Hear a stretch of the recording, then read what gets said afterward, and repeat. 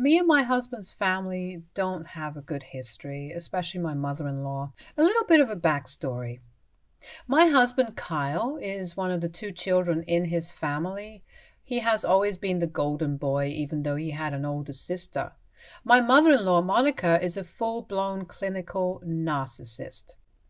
She was the type to demand gifts on my husband's or his sister's birthday, saying that they wouldn't be here without her. My husband has told me previously that while growing up, every time he achieved something, she made it about herself. When I first started dating my husband and coming around his house, mother-in-law was nice as pie, but her behavior progressively declined as we started to get more serious. She has gotten more and more crazier over the years. It really escalated when we decided to get married 3 years ago. My mother-in-law would interfere and make trying to plan our wedding an absolute nightmare. Thankfully, me and my husband had decided right off the bat to pay for it ourselves to hopefully avoid anyone in our families inserting themselves into the process. Hence, when mother-in-law tried to interfere and change our venue or layout of the wedding, I politely declined her suggestions. She complained to my husband, who tried to talk to me and compromise, but I told him that our decision was final. Now, when it came to our wedding, I had always wanted a casual, fun, non-religious wedding and did a mismatched bridal party look from a loose color palette.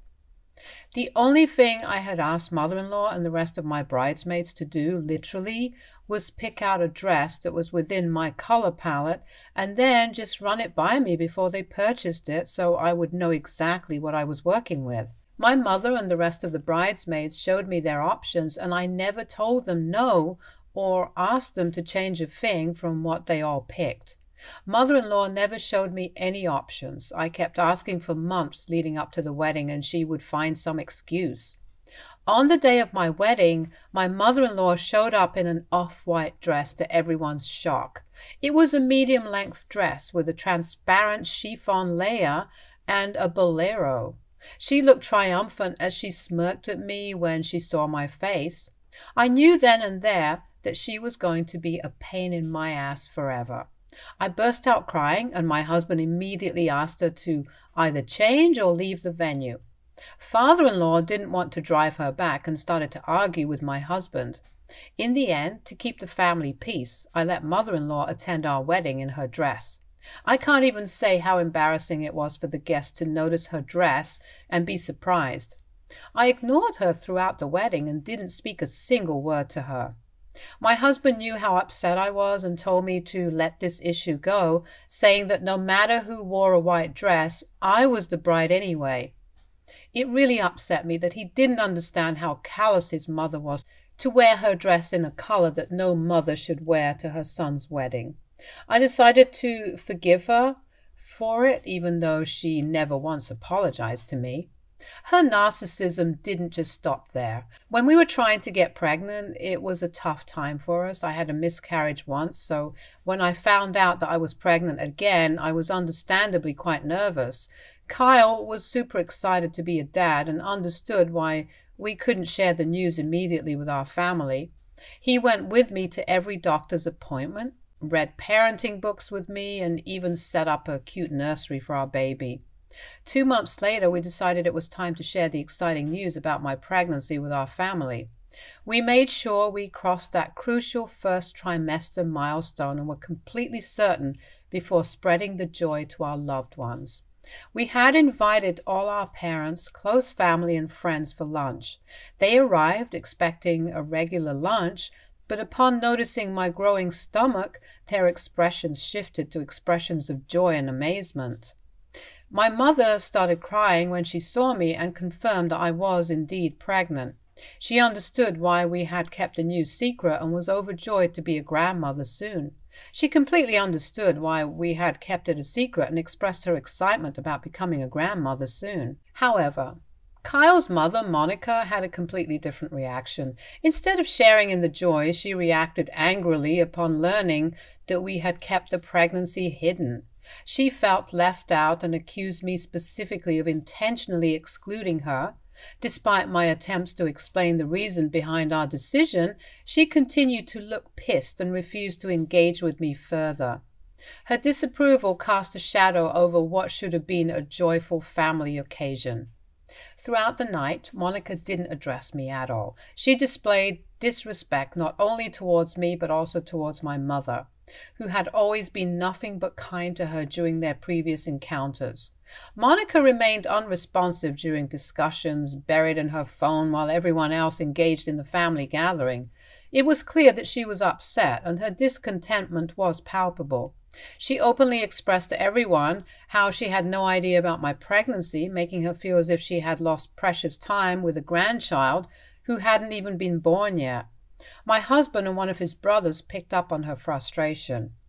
As the tension escalated, I reached a point and decided to step out for a moment to gather myself. My mother, who noticed my distress, came to comfort me until I felt composed enough to return. As the night came to an end, Monica made a deliberate point of saying goodbye to me last. The entire day she had barely exchanged more than a hi and bye with me. Later, when my husband walked them to the car, they ended up having a heated argument, which I could hear clearly standing in the foyer. Monica took the opportunity to vent her complaints about me, further escalating the strained situation. Thankfully, all our guests had left by this moment, so it was just me, my parents, Kyle, and his parents. She angrily told him that she couldn't believe that I had the audacity to keep this pregnancy from her, and that I did not consider family at all. My husband calmly let her know that he and I had both decided to wait until we were out of the danger zone, and that everything was fine before sharing the news with everyone. Hearing this, Monica started yelling. This is how their conversation went. "This is our grandchild we're talking about. I deserve to know from the very beginning. As your mother, you should have called me immediately with the news." "Mom, we just wanted to be cautious before giving the good news." "Cautious? I am your mother. You should have trusted me with this. I know this is all her fault. You let her dictate whatever she wants. Grow a pair." Kyle's face got red in embarrassment, and he looked at his mother miserably as she kept yelling more. I was unaware of the tears streaming down my face. The sharpness of her words had left me hurt and bewildered. I tried to intervene, but my mother stopped me by whispering to me that if I said anything right now, Monica would find a way to jump at me. This was absolutely true because I was sure Monica just wanted to fight with me, but I wasn't going to give her the satisfaction. I kept my mouth shut. My mother-in-law told him that he should open his eyes to see the truth, as he was letting me control everything, and his mother, she should have been the first to know if her son was having a child. Eventually, my father-in-law urged my mother-in-law to calm down and drove her away. As you can imagine, this wasn't the last time she acted this way. Her list of blowing things out of proportion and acting entitled had been endless. Here is a list of other things. She tried to go behind my back and teach our baby to call her Ma instead of Grandma, which absolutely infuriated me. She will beg me to babysit our child and will then make sure that everyone knows how much she helps us around and how we always need her. When I had a few health issues after pregnancy, she would tell me that I needed to be a better mother to her grandbaby and should get over myself. Due to all these incidents above and many more, my relationship with my mother-in-law has never been great, but I continue to tolerate her for the sake of my husband. Now, coming on to what happened. My mother-in-law and father-in-law recently moved into a new place. They had been inviting us to check it out, but we were quite busy, so we couldn't meet. Kyle wanted me to go alone with our child, Debbie, but I was hesitant. He urged me to go so that his mother would stop calling him and asking him to check her new place out. Begrudgingly, I agreed to go during the weekend. Debbie had a friend's birthday party to attend that weekend, so I dropped her off and asked my mother to pick her up, as Debbie loved spending time with her grandparents. It was a sunny Friday afternoon when I went to check out my in-laws' new place. The property was massive, and it looked like my father-in-law had spent a lot of money on it for his retirement. The house was huge and had a mix of modern and classic styles. The yard was really nice with lots of green plants and flowers that smelled great. When I got there and rang the doorbell, my mother-in-law opened the door, perhaps thinking it was Kyle. She looked excited at first, but then she saw it was just me. She looked confused and asked me where Kyle and Debbie were. I told her that Kyle had an appointment and Debbie had to attend her friend's birthday. This really upset her, and she started complaining about how selfish we all were to not find any time to spend with her. I tried to change the topic awkwardly by telling her that I was there and that I would love to check out her new place. She smiled a bit sadly and invited me inside. The inside of the house was just as fancy. The entrance had high ceilings and everything was nicely decorated. My sister-in-law Haley and her 11-year-old son Jake were there too. I gave him a friendly greeting. Sister-in-law, much like her mom, never seemed to be a fan of mine. I couldn't figure out if it was a personal issue or just to make her mom happy, but she rarely engaged with me. Mother-in-law informed me that father-in-law was out with his friends, so she had invited Haley and her son over to spend some quality time with them. I nodded, trying to be polite, and attempted to strike up a conversation with sister-in-law's son by asking how school was going for him. While we were discussing the boys' school, mother-in-law suddenly shifted the conversation to her recent clothing purchases. She mentioned how she had wanted me to come over so I could give her some advice on her new wardrobe. This caught me off guard because she never sought my advice on anything before. I tried to hide my surprise and responded with a polite, "Oh, that's nice. I'd be happy to help." It felt a bit strange given our history, but I decided to see the positive side and embrace the opportunity to bond over something as simple as fashion. She seemed pleased with my response and led the way towards what she proudly referred to as her pride and joy, the newly built walk-in closet. As we approached the impressive display of clothes, shoes, and accessories, I couldn't help but appreciate the lavish collection she had amassed. While I was admiring the outfits, mother-in-law eagerly began showing me different pieces, asking for my opinion on colors and styles, accessories. It was a bit surreal given our rocky history, but I tried my best to be helpful and provide thoughtful suggestions.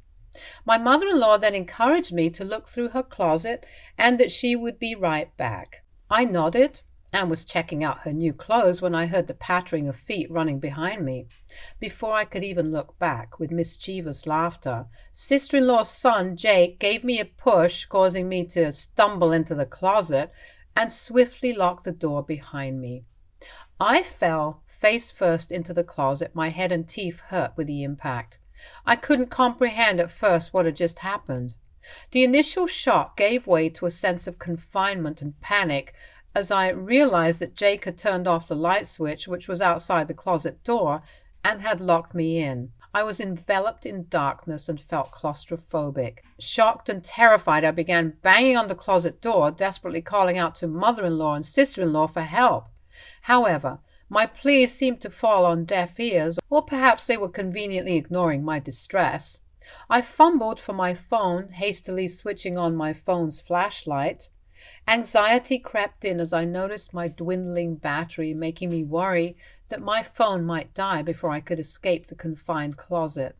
You see, I have had an irrational fear of darkness ever since I was a child.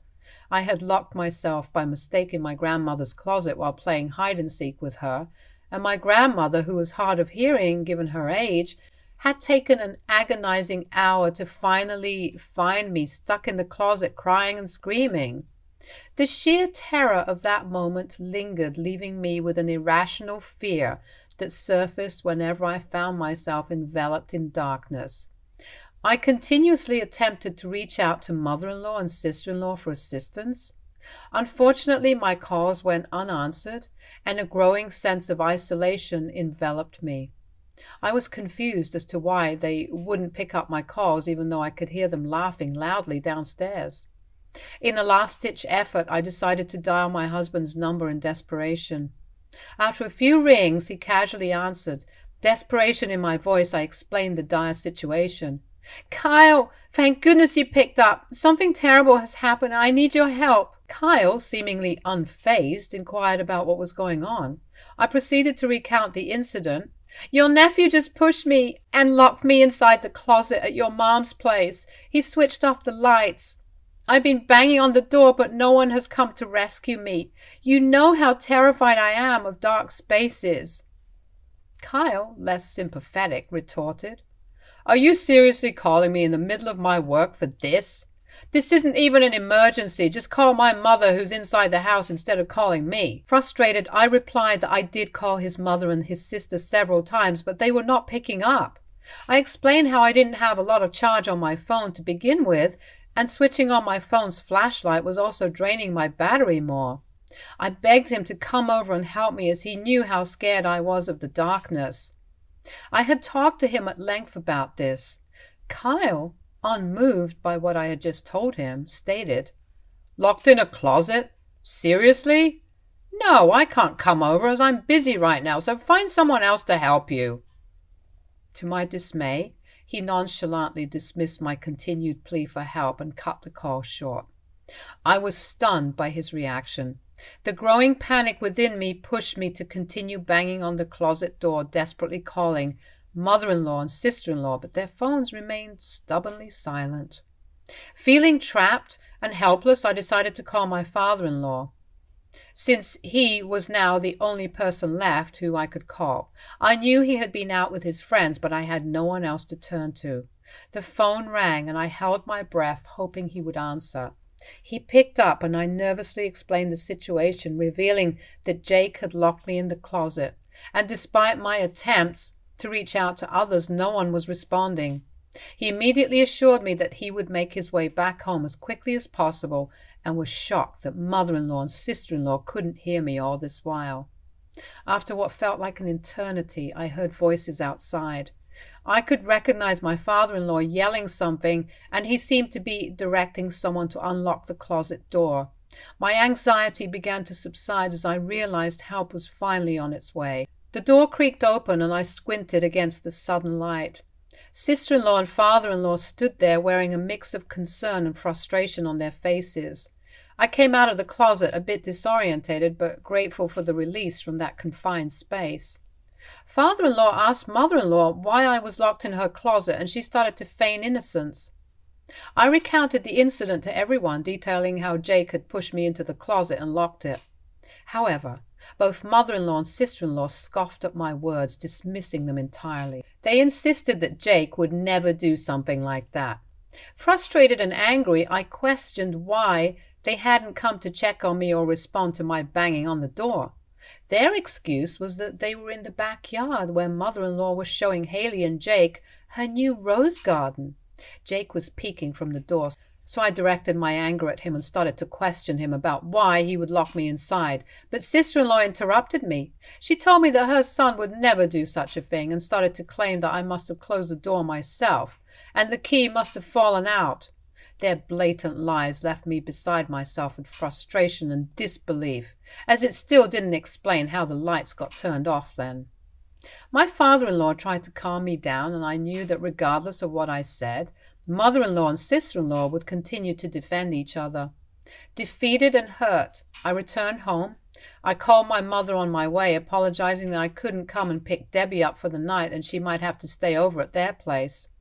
I was trembling with shock, and my mother knew that something was wrong, but I did not have the energy to tell her at the moment what had just happened. I reached home and waited for my husband to return so I could confront him about what his family had done to me. However, to my disbelief, when I recounted the incident to him during dinner, he berated me for overreacting and started accusing me of being childish. He insisted that this was a ridiculous accusation to make about his family. He refused to believe that his nephew could have locked me inside the closet, and his mother and sister had knowingly refused to help me. He continued to justify his action on why he couldn't come to help me, saying that he wasn't at my beck and call, so I needed to be more understanding. With everyone gaslighting me, I started to doubt myself. In an attempt to avoid further conflict, I chose not to argue with him any further. I retreated to bed, enveloped by a profound loneliness, struggling to understand what had happened. The weight of the incident pressed heavily on my chest, and the feeling of being dismissed and misunderstood by my husband lingered. I knew that what had happened to me wasn't merely a prank. It was intentional, calculated, and deeply humiliating, since everyone pretty much had an idea that I was afraid of the dark. The following day, while I was at home grappling with the emotional aftermath of the previous day's ordeal, I received a TikTok link from my cousin. She asked if the video featured me. Opening the link, I was quickly horrified to see that my nephew Jake had recorded the entire incident and shamelessly posted it for his followers on TikTok. He was clearly telling his followers how he wanted to prank me, and locking me inside the dark closet was the perfect plan. He hid the camera in a corner and then ran to push me inside. My blood boiled in anger seeing his laughter. Infuriated, I shared the video in our family chat, demanding that everyone now owe me an apology since I had proof. I also wrote to sister-in-law that she needed to get Jake to delete the videos immediately. Instead of acknowledging the severity of the situation, mother-in-law brushed it off and instead told me that this was really funny to watch. She said that she had not seen anything more hilarious than this and claimed that boys will be boys. Sister-in-law joined in with her and insisted that I shouldn't be bothered by the video and just let this go, as Jake had played a harmless prank on me anyway. I warned them that if Jake didn't remove this video, I would be going the legal way. Mother-in-law replied back saying that I was just being too much right now and that I needed to chill out and learn to be a part of the family. Fed up with their lack of empathy, I decided to take matters into my own hands and teach them all a lesson. I called the cops immediately and provided them with the evidence of the incident. Recognizing the gravity of the situation, they agreed to give sister-in-law a visit to question her about why her 11-year-old child had a TikTok account and was posting such prank videos by pushing people into closets. Later, sister-in-law called me angrily, asking if I seriously had the audacity to file a complaint against her.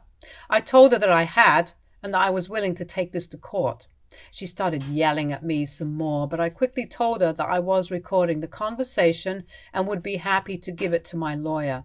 She quickly shut up after that. So AITA for teaching my husband's family a lesson for locking me inside the closet for over an hour? Update 1. In just a few hours, I have received thousands of comments, and I'm glad to see that a majority of you understand why I decided to involve the police. I have been receiving multiple calls from my in-laws who are asking me to withdraw my statement to the police. No official case has been filed yet, as my nephew is still a child, so the police are investigating to assess and determine the appropriate course of action. My husband, who had no idea about this, erupted when he came back from work. He had tried calling me during the day, but I had been busy with the police. But when he was back, I knew we were going to have this conversation. Kyle is convinced that what I have done has totally destroyed the family and is saying that I shouldn't be so childish as to overreact over such harmless things. He continues to believe that Jake is just a child, hence he shouldn't be punished for this.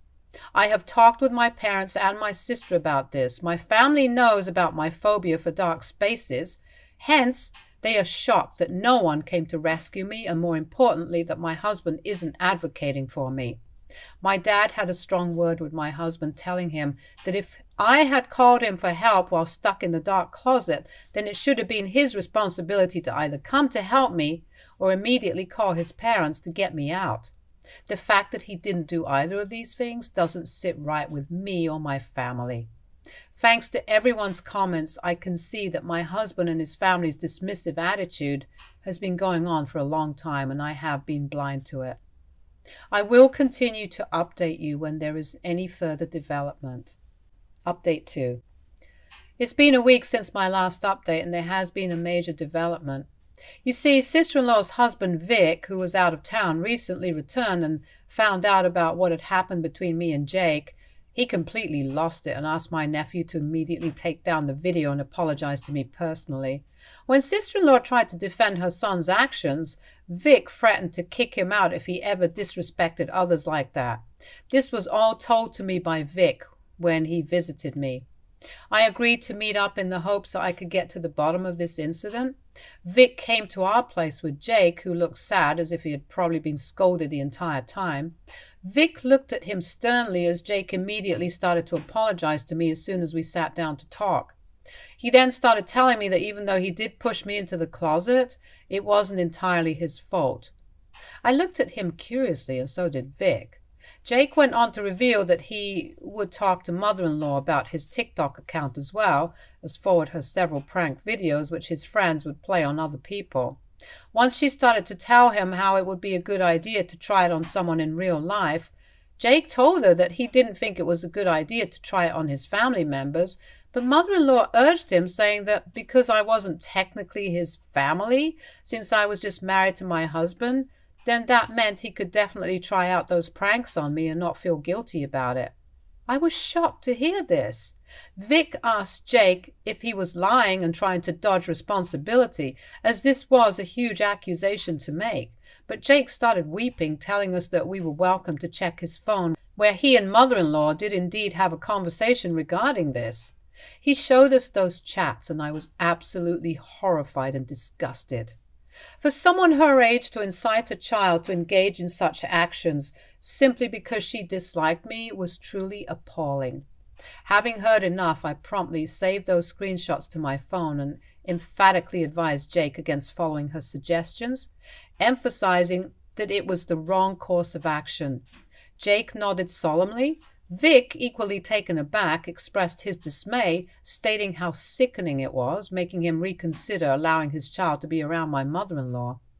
Understandably, I nodded as he continued, expressing regret for not being present to prevent Jake's actions that day. He urged me to not go through with the case and retract my statement with the police, since Jake had spoken the truth. Vic was clearly afraid of the impact this would have on his child's life. I assured them that I would discuss the matter with my lawyer and the police on the condition that Jake never uploaded the video again or retained a copy of it. Jake assured me that he had indeed deleted the video and that he had no copy of it remaining. Since this conversation with Vic and Jake, I have started questioning my entire relationship with mother-in-law. It's pretty clear now that she was behind the attack and encouraged the child to do her dirty deed so that she could get away with it. I can't allow myself to be around her ever again, as I don't know what else she might do to me if she already dislikes me this much. Update 3. Hello guys, it's been 4 months since my last update. I have moved out of my husband's place and I am currently staying with my parents. As updated previously, my evil mother-in-law was behind everything. When I confronted her about it, she refused to accept her mistakes even after I showed her the screenshots. She tried to accuse my nephew, saying that he must have manipulated them and photoshopped it. Her lies quickly fell apart once I threatened that I would pursue this legally if she didn't admit her mistakes. Mother-in-law then begrudgingly admitted that she had pre-planned this with my nephew, and when she saw that I had come alone to visit her, she thought this would be the perfect time to play the prank on me. She continued to say how sister-in-law was in on it too, and that they had enjoyed hearing my scream for help. She begged me to not pursue this further, saying that she wouldn't ever do this to me again. Fortunately for me, I had recorded our entire conversation, so I simply ended the call with her and forwarded the voice recording to our group chat so that everyone could hear what mother-in-law had admitted. I sent a text to sister-in-law saying that I had never expected her to go so low and that I hoped her son would turn out to be a better human being than her. As for my husband, our relationship just became worse and worse every day. Even with the screenshots and voice recording of his own mother admitting her mistake, my husband never once apologized to me for what his family had put me through. I think seeing my family rallying behind me really made me understand that this was not me overreacting and that what had happened to me was in fact a big deal. Although I did decide to not take any legal action, I didn't want to forgive and forget what the family had done to me. There was no going back after this, and with my husband continuing to support them, there was nothing left for me to fight for. I tried to save my marriage, but when your own partner supports his mother's evil actions regardless of your feelings, then you start to slowly realize that you deserve better than this. I moved out so that we could eventually start our divorce proceedings. He wasn't even remotely surprised about this and didn't fight me when I announced to him that I wanted a divorce. I won't lie about this, as it has been extremely hard to go through this. I genuinely loved my husband and thought I would grow old with him, but these last few months have been eye-opening and I deserve to put myself first. I am really glad that everyone in the comments section and my family made me see the truth about my husband and his family. Stay tuned for more stories from our girl relationships.